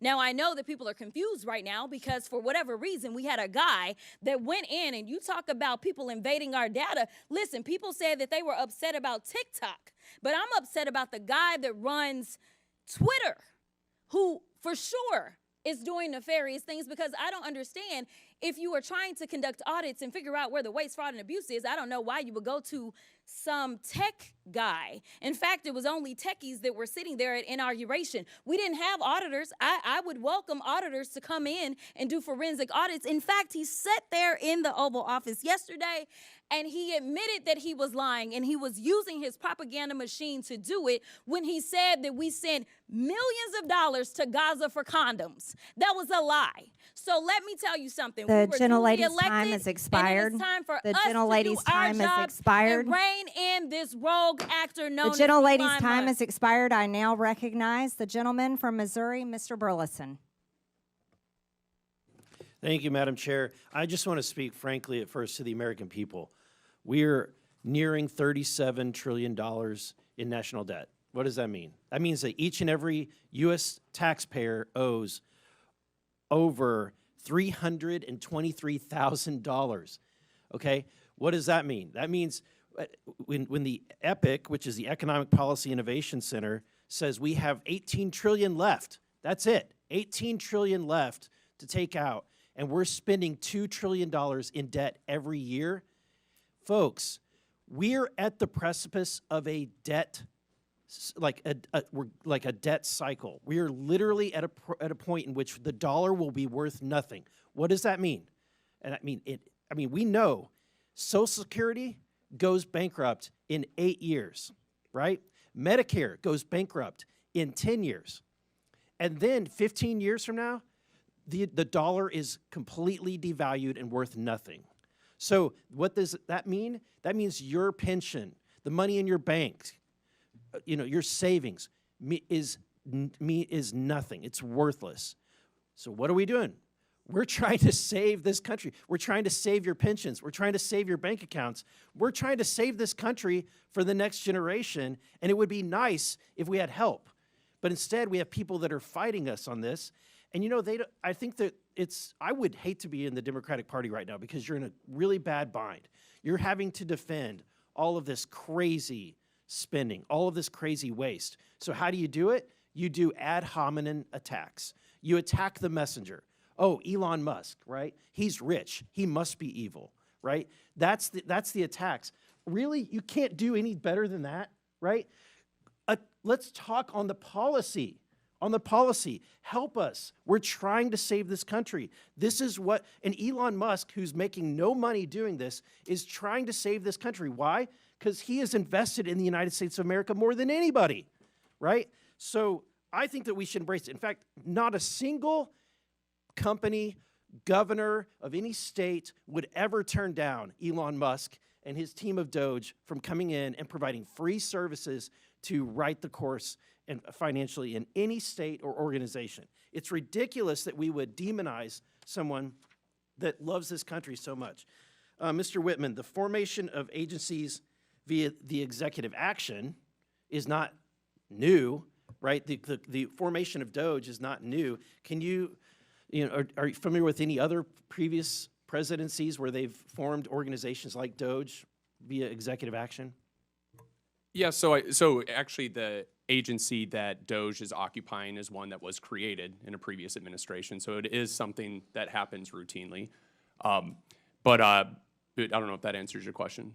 Yeah, there's been the Office of Budget Management was created, Environmental Protection Agency was created, the U.S. Digital Service, which is now DOGE, was created all by executive order, right? And actually one other I'd add is USAID was originally created through an executive order by President Kennedy and then later formalized. And then, Madam Chair, I have a video I would like to end with that just, let's review, if we could cue that, to remind, and I want to remind my Democratic friends, at a point in which you once had the majority of the American people on your side, this is what your party believed in. This report tells us how to cut waste, cut red tape, streamline the bureaucracy, change procurement rules, change the personnel rules, and create a government that works better and costs less. I've read it, and where it says the president should, the president will. Among the 800 recommendations, eliminating 12% of the federal workforce, merging some government agencies like the FBI, the DEA, and the Bureau of Alcohol, Tobacco, and Firearms, closing hundreds of government offices outside Washington. From the day I took office, one of the commitments that I made to the American people was that we would do a better job here in Washington in rooting out wasteful spending. We thought that it was entirely appropriate for our governments and our agencies to try to root out waste, large and small, in a systematic way. It means cutting some programs that I think are worthy, but we may not be able to afford right now. A lot of the action is in Congress and legislative, but in the meantime, we don't need to wait for Congress in order to do something about wasteful spending that's out there. We haven't seen as much action out of Congress as we'd like, and that's why we launched on our own initiative, the campaign to cut waste. And we're going to keep on finding every possible way that we can do that, even if Congress is not acting. There you go. I think it speaks for itself. My time has expired. The gentleman's time has expired. Thank you. I now yield to the gentlewoman from the District of Columbia, Ms. Norton, for 5 minutes. Thank you. Our Republican colleagues and the Trump administration continue to demonize our friends and neighbors who work for the federal government and swear an oath to protect the Constitution and serve the public. Thousands of civilian federal employees have given their lives in the line of duty for their country. The administration seems intent on dismantling much of the federal government in violation of the Constitution, statutes, and regulations. And our Republican colleagues are letting them do it. They want to gut the nonpartisan civil service and to convert a significant portion of the remaining civil service into political appointees. Depriving the federal government of employees' expertise and experience will harm the services that the government provides to all Americans. Mr. Hetler-Garlett, the administration is attempting to cause a mass exodus from our federal workforce. Will this increase or decrease waste, fraud, and abuse? Thank you, Delegate Norton. I think it's pretty clear that chaos is not the friend of efficiency. If you undermine the very functionality of the government, you're not going to make it more efficient. You're going to make it worse, and it's going to cost even more money to recoup or to fix things that go wrong in the interim. So again, I mentioned earlier that if you care about waste, fraud, and abuse, firing Inspector General doesn't add up. I think if you care about government being more efficient, intentionally creating chaos is the opposite of that. Well, Mr. Hetler-Garlett, do federal employees operate without oversight or rules and regulations? No, absolutely not. They are governed by plenty of rules and regulations, and when there are independent inspector general at the agency they're supposed to be at, they also have a cop on the beat making sure that they do so. I want to highlight some stories demonstrating exactly the kinds of federal workers the administration is trying to force out.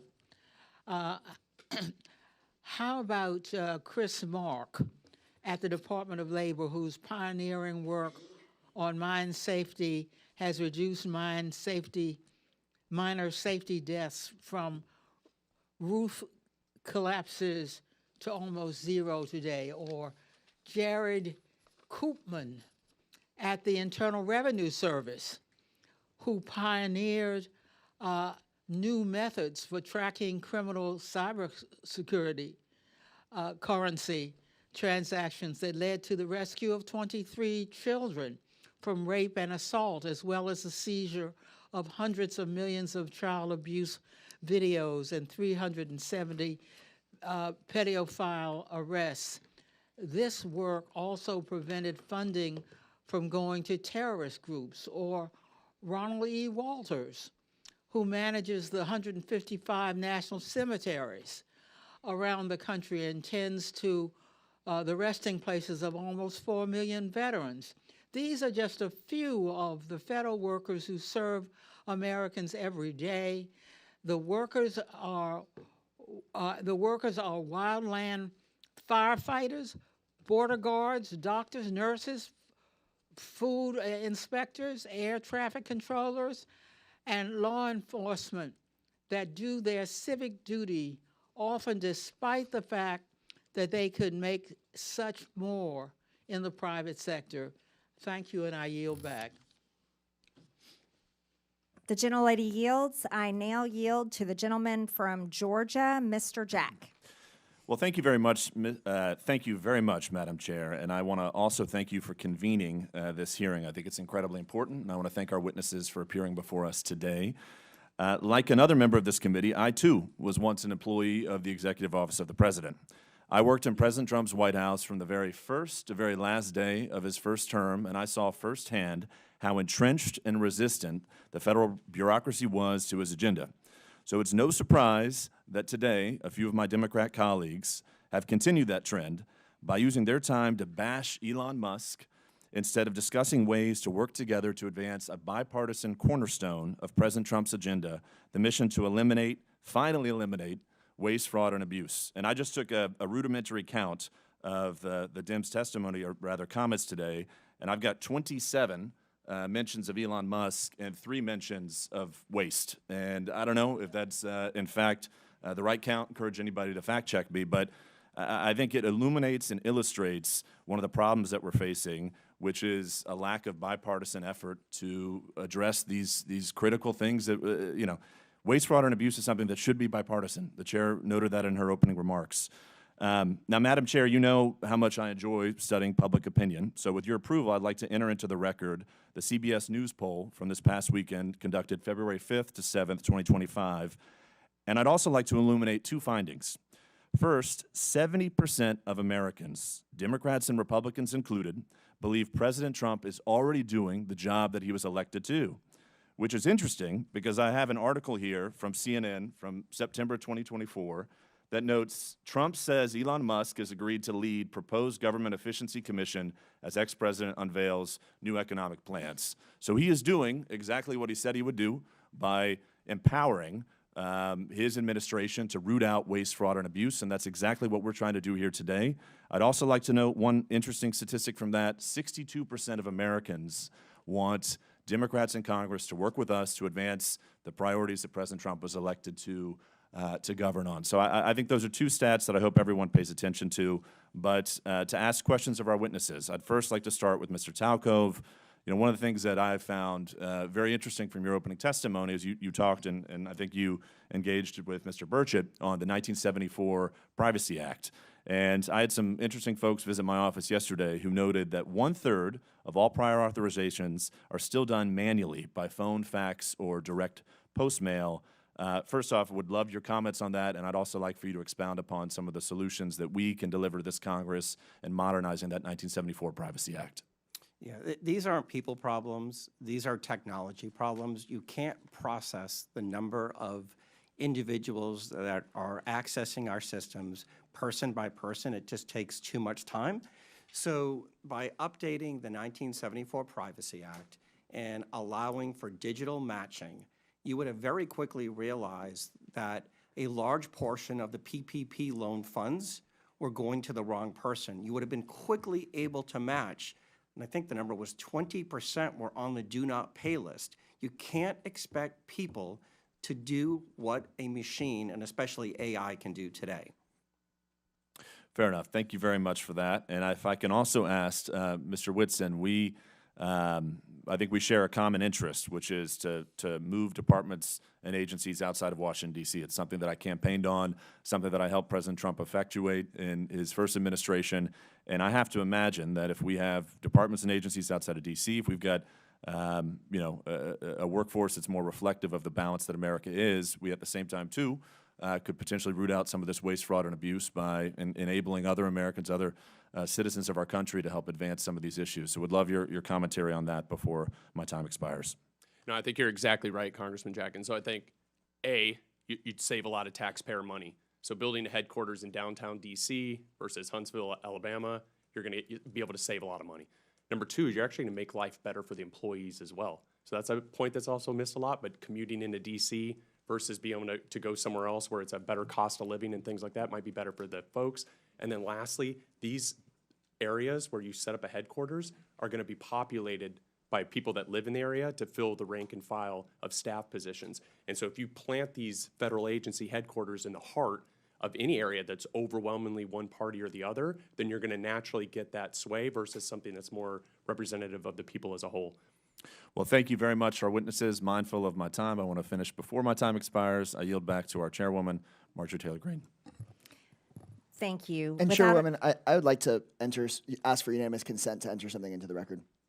So what is it? It is a report from the Congressional Research Service, nonpartisan CRS, that lays out the rules and the law for firing inspectors general, which of course look into waste, fraud, and abuse. And Without objection. Thank you. And that rule requires for the law to be followed, for Congress to be notified with 30 days and a reason for firing inspectors general to give Congress a chance to overrule that, and that's the law. So thank you for entering that into the record. Madam Chair. Without objection, the materials Mr. Jack cited are also submitted for the record. I now recognize. Yes. Apologies. While we're on it, I'd also like to ask for unanimous consent to submit for the record 2 items. One is a statement from the AFL-CIO, Department of People who work for a living with views on working people to make the government work. And the second is a statement from the Center for Responsibility and Ethics in Washington on ways to combat waste, fraud, and abuse in the federal government. Without objection, so ordered. I now recognize the gentlelady from New Mexico and Ranking Member Ms. Stansbury for 5 minutes. All right, well, thank you, Madam Chairwoman, and thank you once again to all of our witnesses for being here to testify. Thank you to my colleagues. We are going to have so much fun in this committee, this Congress. I actually appreciate the video that was shown just a few moments ago, because when I worked at the Office of Management and Budget, I actually worked on the waste EO that was referenced that President Obama signed. But there is one fundamental difference between the presidents and vice presidents that were shown on that video and what's happening today, and that is that they followed the law. So my colleagues across the aisle who are asking us to get out of the way and stop trying to block things in the courts, let me tell you, we do not work for an unelected billionaire like apparently this guy does. We work for the American people. And so if an unelected, unvetted individual private citizen is hacking our government systems, breaking the law, firing federal employees, dismantling statutorily created agencies, withholding funds, we are going to fight you in the courts. And I'm actually really sad that my dear friend Mr. Burchett left, because I want to talk about that gravy train on biscuit wheels that he just talked about, because that gravy train is not the federal workforce, it's the billionaires that are trying to hack that system right now, and which unfortunately my colleagues right now are working on a reconciliation deal to cut Medicaid, to cut Medicare, and use that money to give to tax breaks to their billionaire buddies. That is the gravy train that is actually going on here. But because this is the Oversight Committee, let's do a little bit of oversight. For the last several weeks, I've been talking to Treasury and OMB officials to try to get to the bottom of why Elon Musk and his team are trying to hack the Treasury payment system, because this is a completely nonpartisan system that literally just pays the bills of the federal government. So why are they so eager to hack this system? And I have to say that over the last several weeks, we have literally received thousands of calls in every single congressional office. In fact, we know that our friends across the aisle are also receiving these calls, because this system pays the bills of the U.S. government. It pays our soldiers. It pays for the work that we do overseas. It pays your Social Security benefits. It pays your tax refunds. So why is Elon Musk and his hackers trying to access that system? And why did a senior civil servant who had overseen this system for over 30 years get asked to stand down after a 25-year-old intern working for Elon Musk tried to get access to the code for that system? Now, thankfully, they were shut down in the court system, but Musk has installed, with the president's blessing, one of his Silicon Valley buddies, who I want to point out, in which the media has not paid a lot of attention to, is the CEO of a private IT company, including Citrix, that has millions of dollars in IT contracts with the federal government. And not only is he still operating as the installed DOGE person at Treasury, he's actively still the CEO of this private company. How is that even legal? Is it legal? I don't think it's legal, because the federal court is trying to shut this down. We also know that that 25-year-old software engineer, in violation of the court order, was actually given access to modify the code. So what is going on here? And why is this such a threat to the American people? Why are thousands of people calling us? It's because of the size and the significance of these payments, because it is an invasion of the privacy and security of the American people, because it could threaten our ability as a country if there was a default in the debt ceiling, and because it contains highly classified information that our foreign adversaries are trying to cyber attack us regularly for. So why is a private citizen being given access to this system? We know they're trying to shut down payments. They're trying to shut down agencies. What's next? Are they going to shut down your Social Security payments? We don't know, because they have no oversight, and Elon Musk will not come in front of this committee. And in fact, the Treasury folks are saying this is the biggest insider threat they've ever seen in the history of the agency. So we are sounding the alarm, and no matter how many executive orders that Donald Trump signs or how many tweets that the VP sends, you cannot rewrite the Constitution, and we are going to hold you to account. I yield back. The gentlelady yields, and I now recognize, oh, yes. I have 3 documents I want to submit for the record. The What are the first document is the Constitution, Article 2. I would like to submit that for the record. That clearly spells out the president's authority. I would also like to submit for the record 5 U.S. Code 3161, the employment compensation of employees, which clearly spells out his authority to create DOGE. And then I want to submit for the record the executive order that Trump issued on January 20th of 2025, establishing DOGE officially. Without objection, so ordered. I now recognize the gentleman from Texas, Mr. Gill, for 5 minutes. Thank you, Madam Chair, and thank you for hosting this committee. If we've learned anything so far, it's that Republicans want to cut waste, fraud, and abuse from our federal government and save taxpayer dollars, and Democrats want to grandstand and play politics. We can see right now, even, of the 6 Democrats on this committee, only 1 can even be bothered to stay for the duration of this hearing.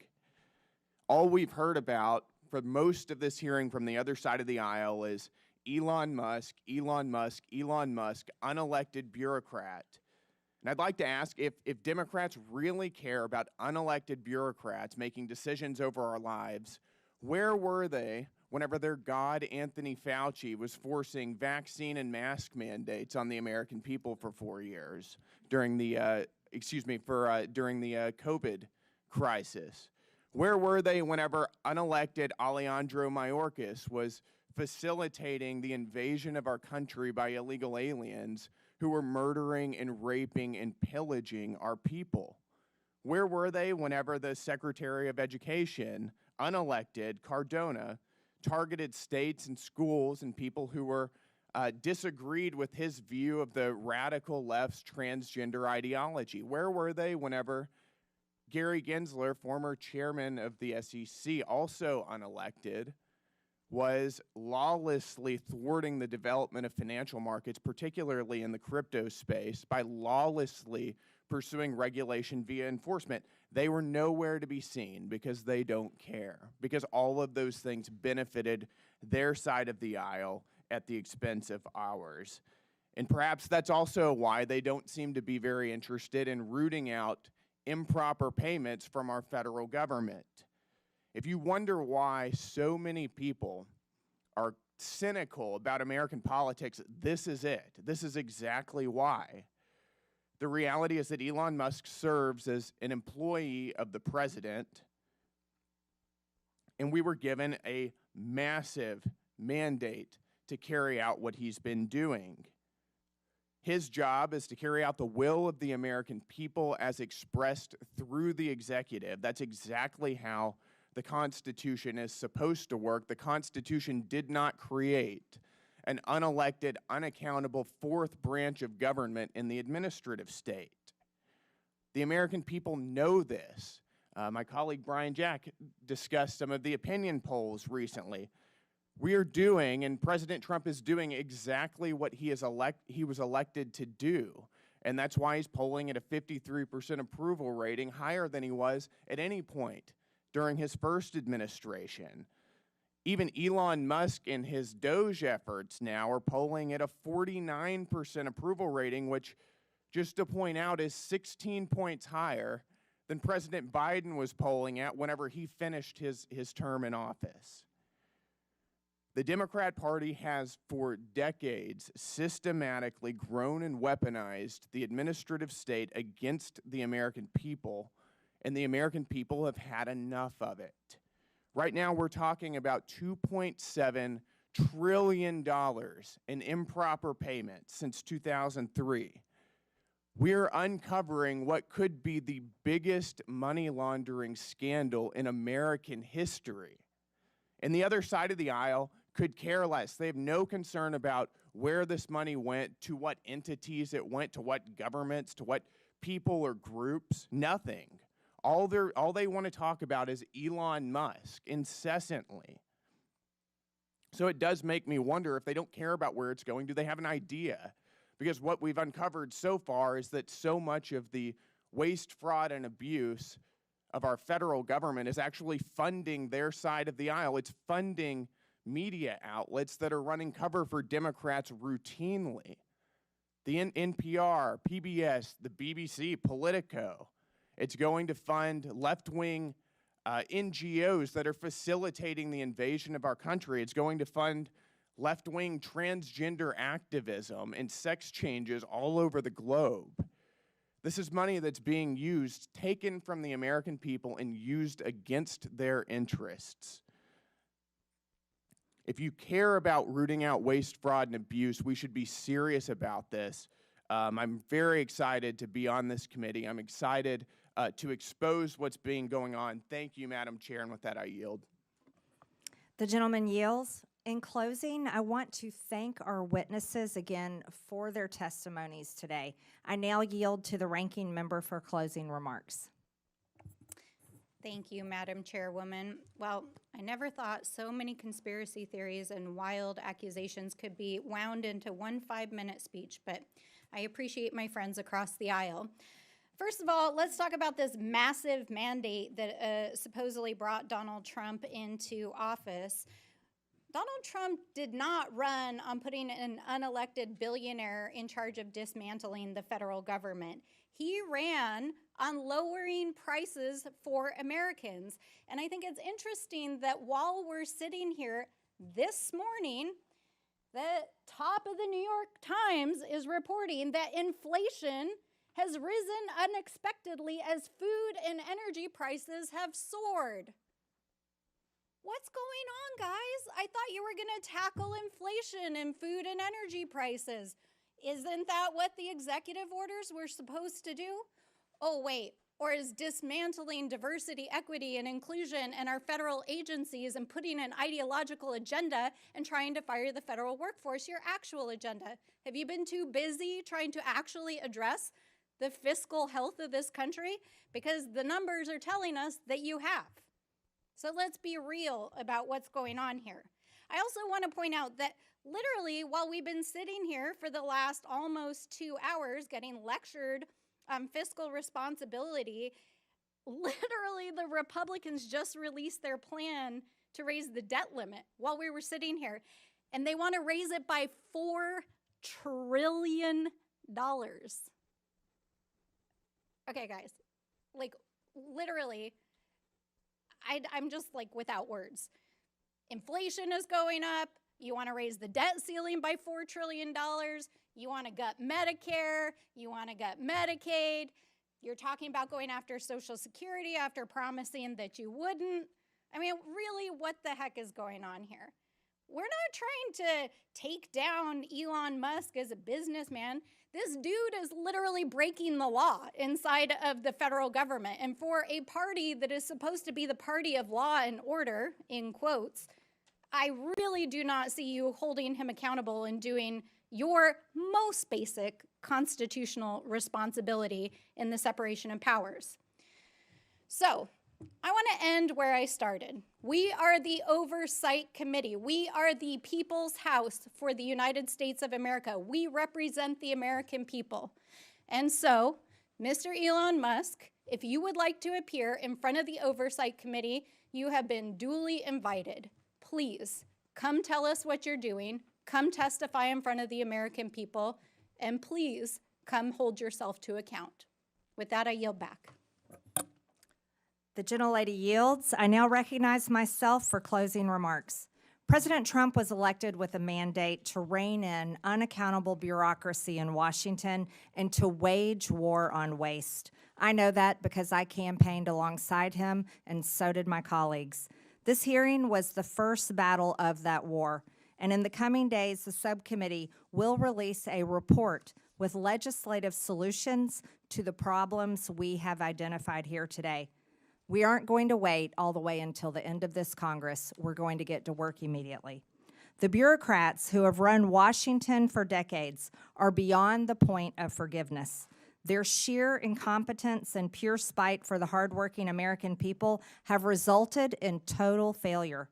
The federal government has made over $2.7 trillion in improper payments since 2003. Including $236 billion in 2023 alone. Those are trillions of dollars that honest Americans have paid in taxes at gunpoint over the years. As we approach April 15th, Americans are once again preparing to do their taxes and fork over their unfair share of money it takes to run this country. And I have to tell you, the American people have not been getting their money's worth for a long time. Most improper payments in recent years were issued through 5 programs: Medicare, Medicaid, the Earned Income Tax Credit, Pandemic Unemployment Insurance, and the Paycheck Protection Program.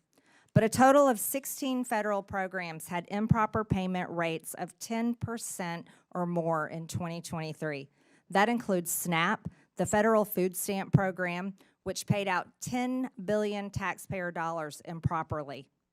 To get their arms around this problem, Elon Musk and the DOGE team went straight to the source. They went to the Treasury Department's Fiscal Service, which makes about 90% of the trillions in federal payments issued annually. The audit of these payment systems was long overdue. Treasury Secretary Scott Bessent gave DOGE employees working for the government read-only access to these systems so they could conduct that initial audit. That audit is already paying dividends. Musk learned that the databases federal agencies are supposed to check to prevent payments to fraudsters, crime rings, and dead people are not being kept up to date. Going forward, we are going to get more mileage out of these do-not-pay databases.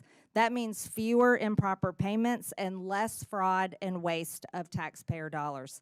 Despite this fraud that's already been revealed, a federal judge in New York issued a ruling last Friday that ran totally contrary to the will of the people.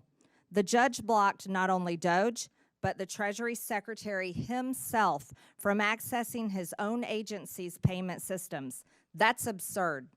Only career Treasury Department unelected bureaucrats can access the system, the judge ruled. This turns the Constitution on its head.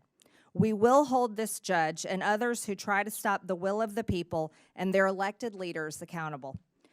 As is written in the Federalist Papers, the judiciary has no influence over either the sword or the purse, no direction either of the strength or the wealth of the society. It may truly be said to have neither force nor will, but merely judgment, and must ultimately depend upon the aid of the executive arm for the efficacy of its judgments. But the whole D.C. swamp is freaking out that the unelected officials from DOGE were allowed access to these systems. That makes no sense. Federal judges were not elected. The Treasury bureaucrats were not elected. And they have failed to fix the problem that is enabling American taxpayers to be robbed. So why not bring in skilled outside experts like private companies and private citizens who are successful in the real world to do everyday work that we need to get done here, like audits? Of course, federal payment systems are only one link in the improper payment chain. We need to look at other links in the chain.